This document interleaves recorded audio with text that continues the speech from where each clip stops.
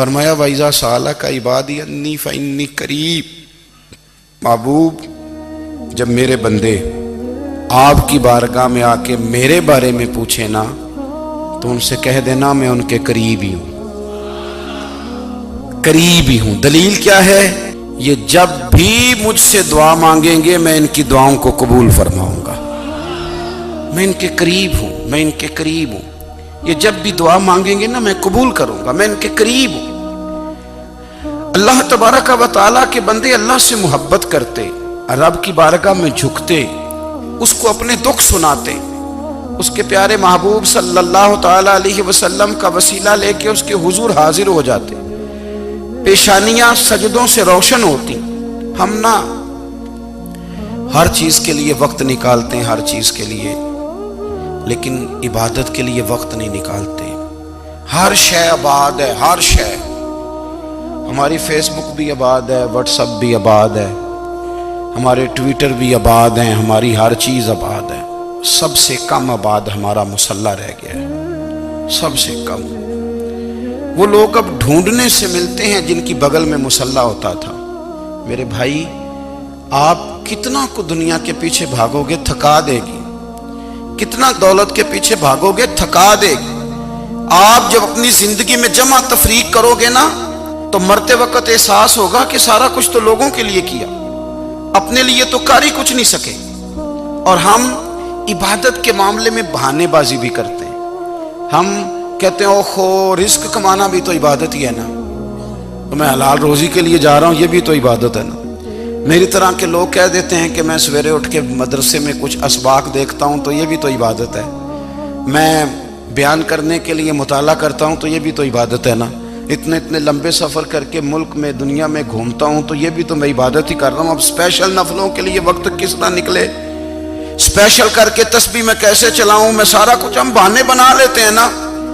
میرا سوال یہ ہے کہ یہ ساری باتیں صحابہ کو، نبی کریم کو، دیگر لوگوں کو بھی تو پتہ تھی نا، لیکن آپ غور تو کریں 23 سال حضور کو وقت ملا، مختصر وقت ظاہراً تبلیغ کرنے کے لیے، پوری دنیا میں دین بھی پھیلانا ہے۔ گھر میں 11 ازواج ہیں، 4 بیٹیاں ہیں، ان کی اولادیں، سارے کام کاج بھی دیکھنے، لیکن سیدہ طیبہ طاہرہ حضرت عائشہ صدیقہ رضی اللہ تعالیٰ عنہ فرماتی ہیں سارا دن تبلیغ کرتے، ہر غلام کے دکھ سنتے، گھر میں آتے تو اپنے گھر والوں کا خیال کرتے، کام میں ہمارا ہاتھ بٹاتے۔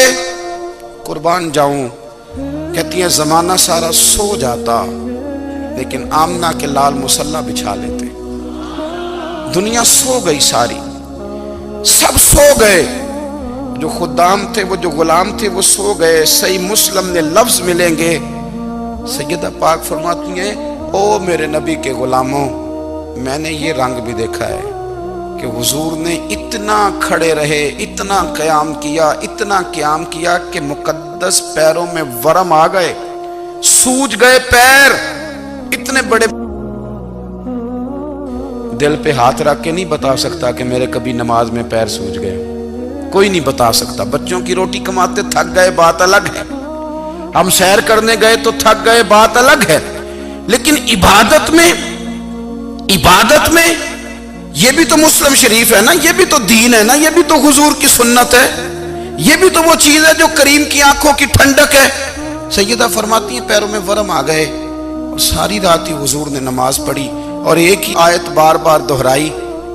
مسجد نبوی میں بلال حبشی نے فجر کی اذان دے دی اور حضور ابھی مصلی پہ تھے، کریم فارغ ہوئے، میں نے عرض کی یا رسول اللہ صلی اللہ علیہ وسلم آپ کے تو صدقے اللہ اگلے پچھلوں کے گناہ معاف کرے گا، تو آپ اتنی آہوزاری کیوں فرماتے ہیں؟ آپ تو شفیع ہیں، آپ تو انبیاء کے امام ہیں۔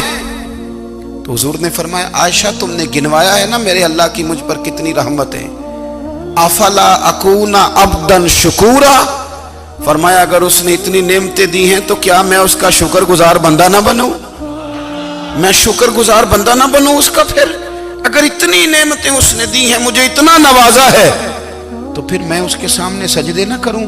او میرے بھائی، بڑے قابل فخر لوگ ہیں ہم کہ ہم نبی پاک کے غلام ہیں، ہم قابل فخر ہیں کہ نبی کریم کے غلام ہیں۔